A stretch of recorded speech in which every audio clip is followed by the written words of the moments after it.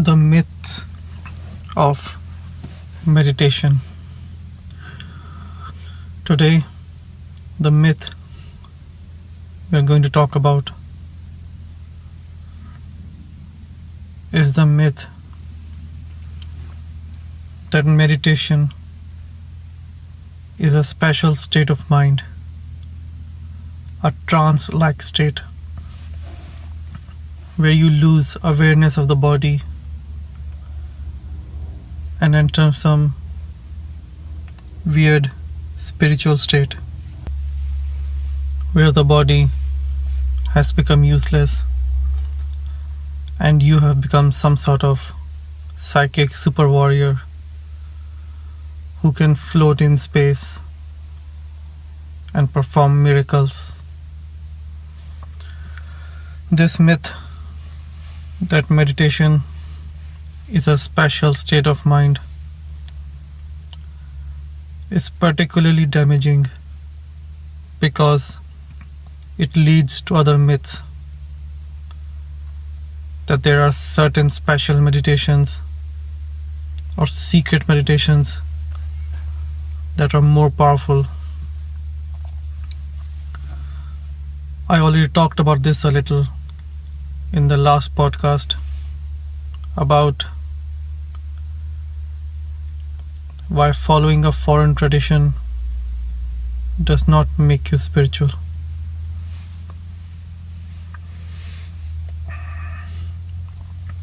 And the reason why many people run after strange foreign traditions is because they believe that one of these strange foreign traditions will teach them the secret they've been looking for.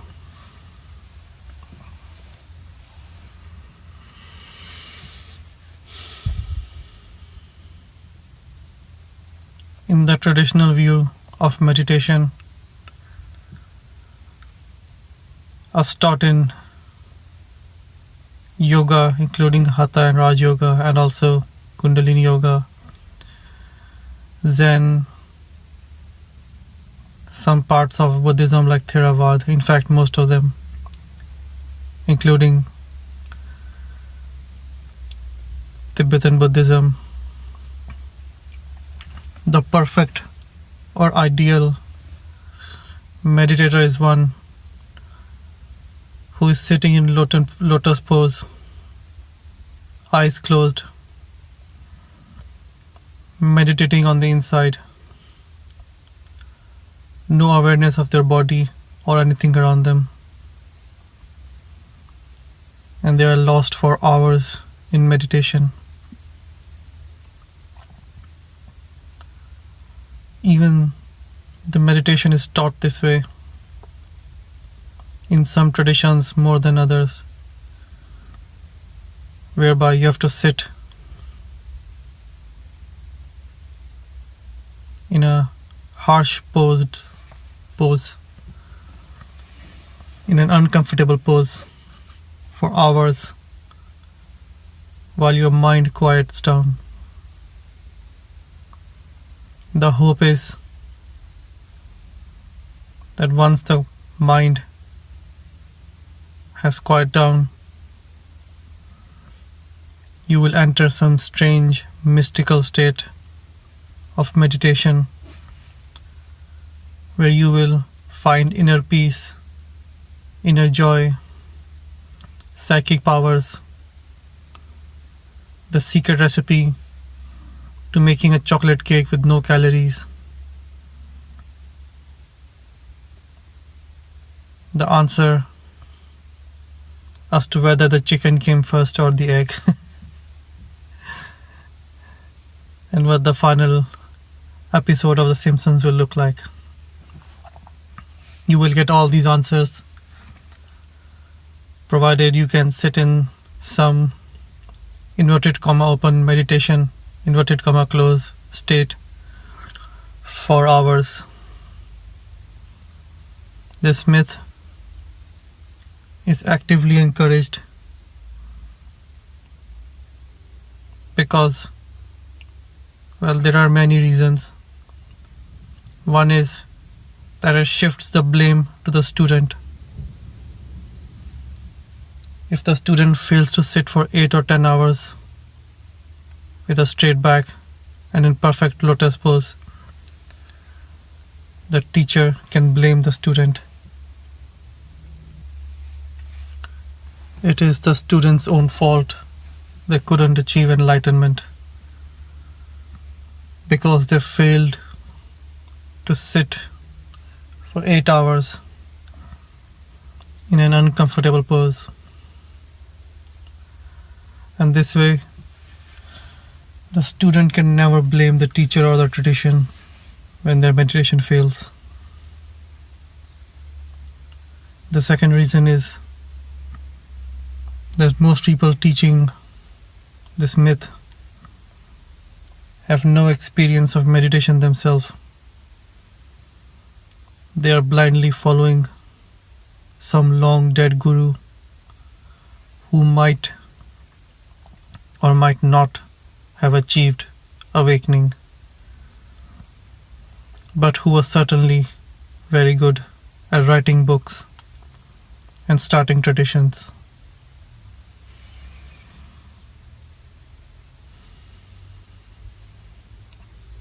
Another side effect of this myth is that many people, even many traditions like in India and in other parts of the world, encourage the use of drugs to help quiet the mind. Even in the West, many people say that they can meditate better when they've had a little bit of marijuana. Otherwise, their mind won't shut up. Which is true. The mind doesn't shut up easily. And that is the reason meditation is so hard. But using drugs, and I'll ignore any moral or health danger of that. Let's pretend there is no health or moral danger in drugs, in marijuana at least. The problem with them is that you are using an external force to violently quiet the mind. And when that external force is removed, the mind goes back to its chattering.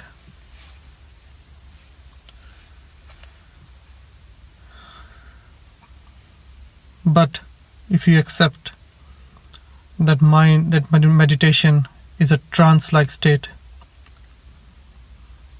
then there is no harm in drugs because they are putting you in a trance-like state as well. This myth arises from a patent misunderstanding of what meditation is.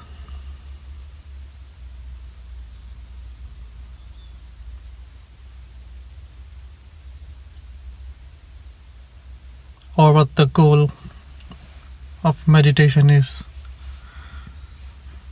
Yes, it is true that meditation helps quiet the mind. It can remove stress, and sometimes you can reach states which are above our normal states of consciousness, in which you might feel like you're floating in the air, or meeting angels and gods, or you have become bigger than the body, or that you're as big as the universe, or that you're watching your body from the outside. While all of these things are true and somewhat useful as well, They are not the goal of meditation.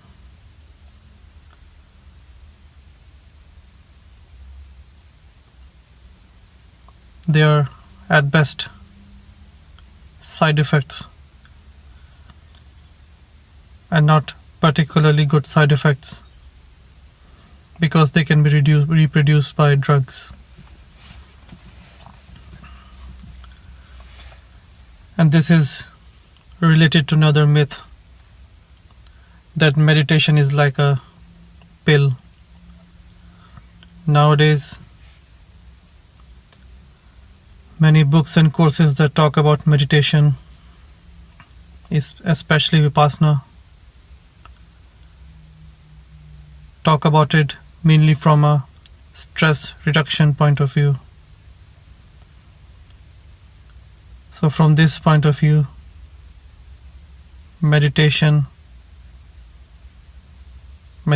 main goal is to reduce stress in your life and make you joyful that way.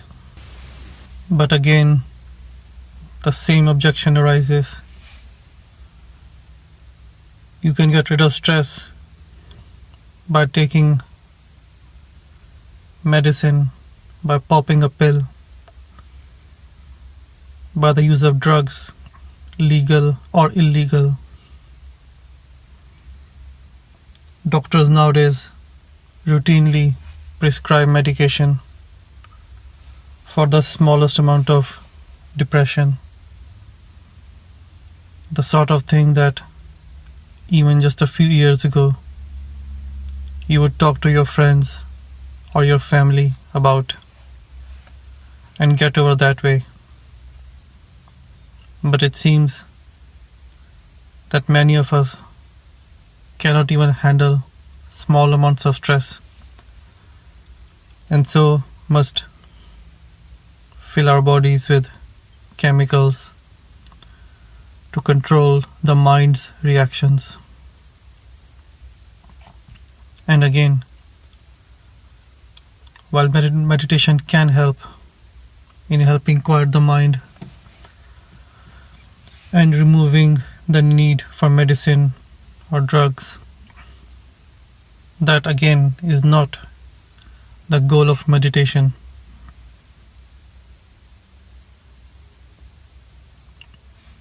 Meditation is hard, and if you're only doing it to become less stressed, then watching a YouTube video with dancing cats might be a better option. Or watching any funny show on TV or online, or just going out either by yourself or with friends.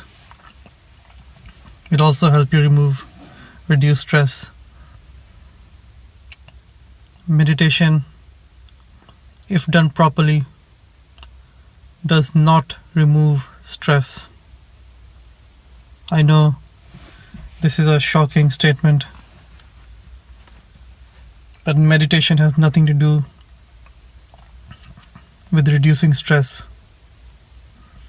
Instead, meditation removes the cause of stress.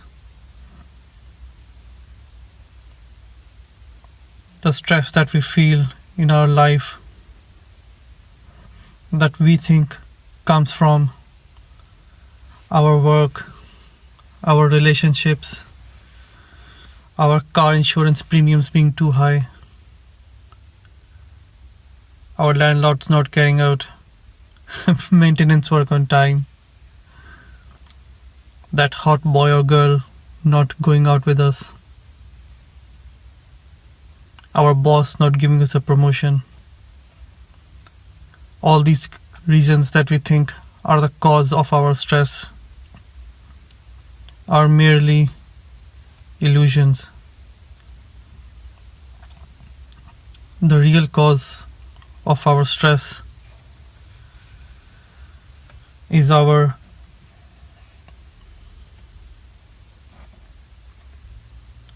misidentification or our breaking away from our true self and misidentifying with the world of form. Meditation helps break this identification, or rather misidentification, and that's why it indirectly removes stress. But this process can take a long time, years or even decades, and many people, and this included me for a long time, we become disillusioned with meditation. The pamphlet says, "Oh, do meditation and you will feel all your stress melting away," or "Do meditation and you will get psychic powers and you'll be floating in the air and you will feel happy and joyful." And so we swallow the marketing and we sit on the hard ground, our hips and knees hurting from sitting in an uncomfortable position, cross-legged or lotus, trying to force our back to be straight, even though, like I've said before, it has no effect. And we sit in these uncomfortable positions for hours, for years, and nothing happens. And people say, "This is bullshit." Well, I did. And many people quit meditating completely. For some people, this process takes a few weeks or a few months. And in my case, it took years until I realized that nothing I was doing was working. It was because I too had swallowed the myth of meditation, the marketing as it were, that meditation would take away all my problems, have me floating in the air, preferably with psychic powers, and all lovey-dovey and all spiritual and guru-like. Isn't that what the marketing says about meditation? It's also wrong. For most people, once they start to meditate, their life gets worse before it gets better. And this worse period, this bad period, can last for years. And the reason is that meditation brings up all the garbage, all the nonsense, all the bad negative emotions that we have been suppressing for years. I don't even believe in past lives, so I'm not going to go there. I'm sure maybe there are past lives, but they are useless from a practical point of view, because we have so much garbage from this life. Sometimes this garbage has been carried on along families. So if you look carefully, in some families, they will have a bad habit of anger, in which the father will explode at the children, and when the children grow up, they themselves will explode at their own children. In some families, they might have a bad habit of shaming and fault finding for the smallest mistake. Again, we might pick up these problems from our family. But like Marianne Williamson said in one of her audio courses, it doesn't matter where you got it from, it's yours now, deal with it. And it's not just our families, but our society, our culture, that also feeds bullshit into us. A good example being the hatred towards women, the suppression of our sexuality, hatred of foreigners or of different people, and so on. And we carry all this baggage, all this shit around with us all the time. Whether we are walking, whether we are at work, whether we are making love, or whether we are walking, just relaxing in the bathtub or shower, we still carry all this garbage with us, which we have trained ourselves to suppress. But here is the problem. Once you sit down to meditate, and if you're doing it properly, all this nonsense will come up. You cannot have both the worlds, in which you're suppressing all your hidden garbage, anger, jealousy, whatever, shame, and at the same time you're trying to meditate and be with yourself. Both these things are not possible, and usually the negative energy wins. And this is not some out there God or karma punishing us. It's our own negative energy that we have been collecting over the years. It wins and destroys our meditation.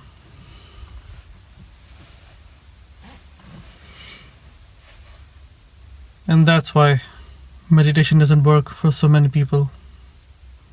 And that is the real reason they want to go into a trance-like state, into some out there, floating in the air type state, where they are above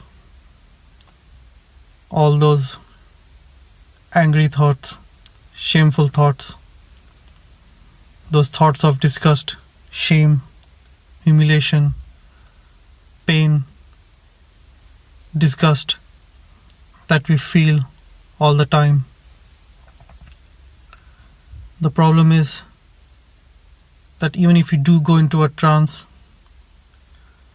whether by some technique you were taught or by the use of drugs, you will have to come back at one point or the other and deal with everything you suppressed.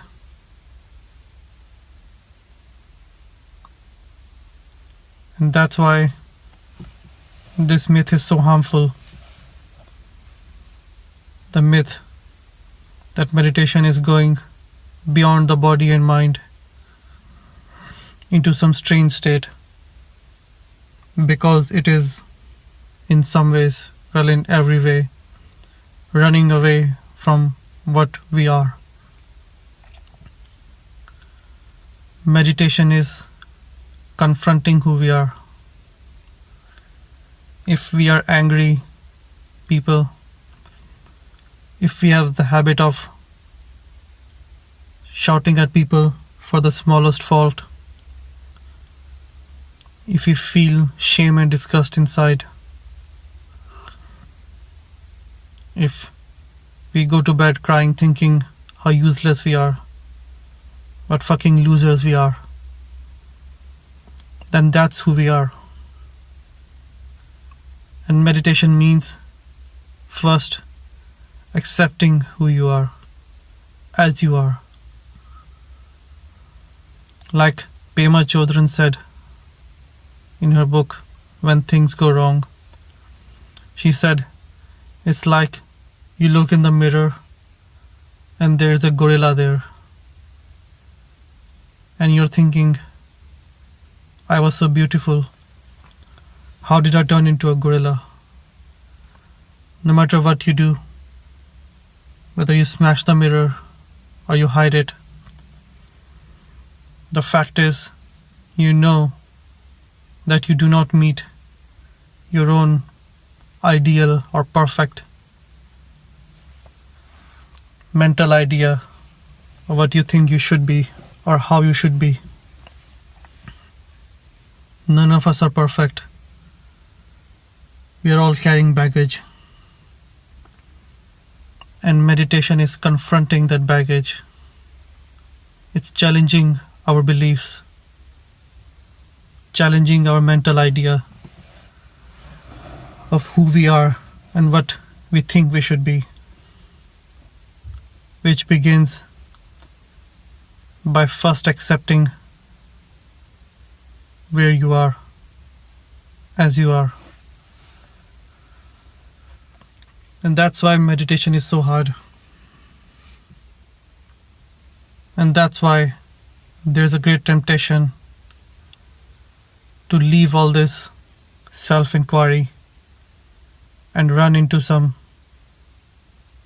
trance state where we can escape the pain of the mind and the shame of the body.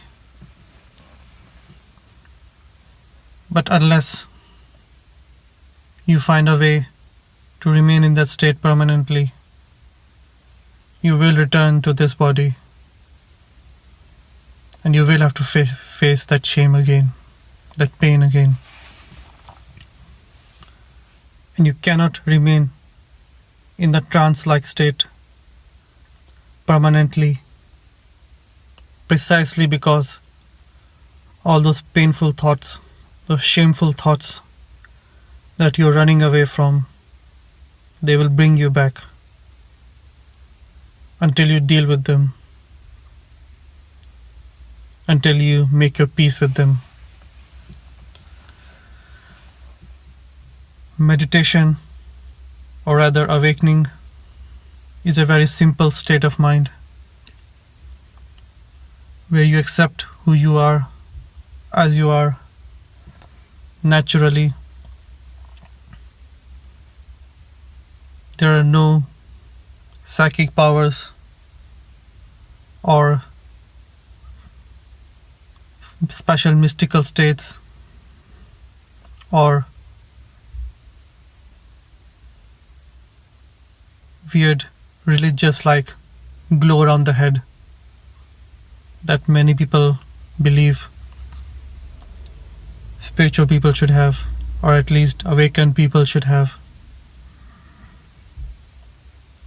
While it's true that truly awakened people like the Buddha and the Jesus,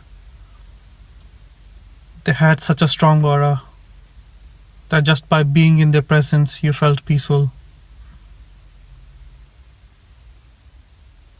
But that does not mean that they lived in a strange trance-like state. They lived in the here and now. They had made their inner peace. They had accepted who they were. And this is what gave them their spiritual strength, and indeed gives every one of us our spiritual strength. The acceptance of who we are, what we are now and here. So running to some trance-like state or any other mental idea you might have about enlightenment will not help you, because in a way these ideas make you want to run away from what you are now, while true meditation is finding out your real nature, your true self, which is beyond pain and misery. But that can only be done by confronting the pain and misery that lives in the mind. And by confronting, I don't mean you have to go looking for trouble or punish your body like many monks, especially in the East, do. People in India, monks who have held their hand in the air for 30 years, stupid things like that, or who sit on beds of nails. They are trying to invite trouble into their life. But that's not how life works. Life doesn't want us to find new ways to torture ourselves. Life wants us to confront and make peace with all the negative energy we already have trapped in our minds. And that's meditation. It doesn't matter how you do it. You can sit and watch your breath.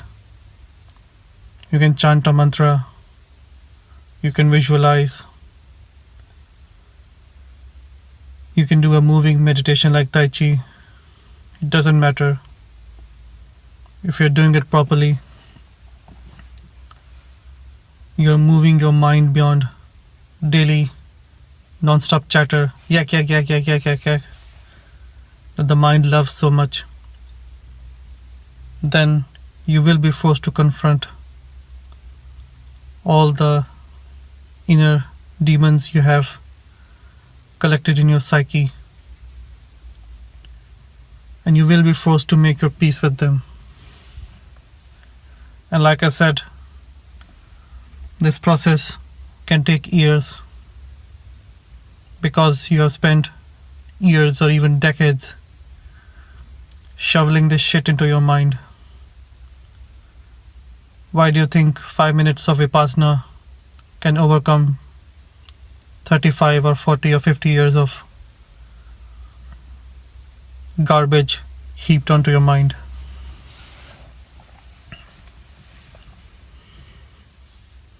I'm veering into a different territory now.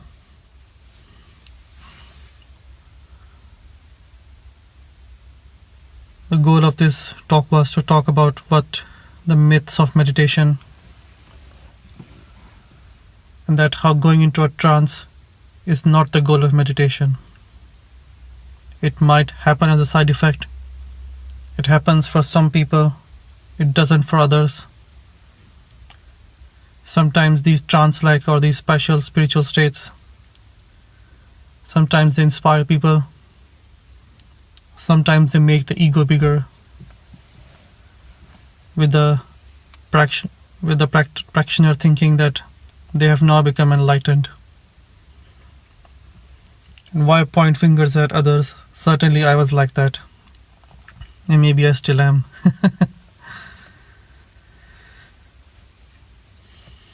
That's the problem with trance-like states. They give you a false idea that you have arrived, that you have become enlightened, or that you are now special. These special states of consciousness, they're useful if you see them as what they are, markers of progress and nothing more.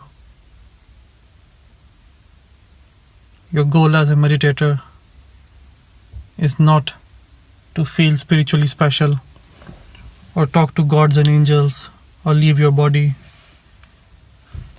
It is to find your true inner state, which is that of being with a capital B. This being has innate, inbuilt joy and peace and love. And once you find this inner being, all your suffering will vanish. As the Buddha said, the best way to find out if your meditation is working is that your suffering will first decrease and then go away over a period of years. But you might have to suffer a lot to reach that state. That is a topic for another day. So remember, meditate not to run away from your mind or your body, but meditate to become more in touch with them, to become one with them. Because only by touching the body and becoming aware of the inner being can you go beyond the mind. Thank you, and I'll leave you with a few deep breaths.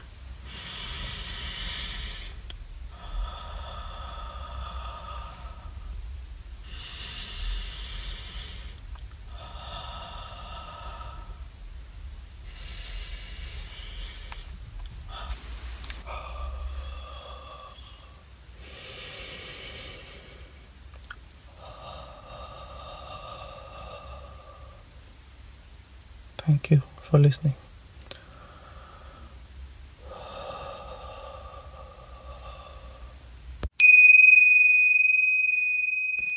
Thank you for listening.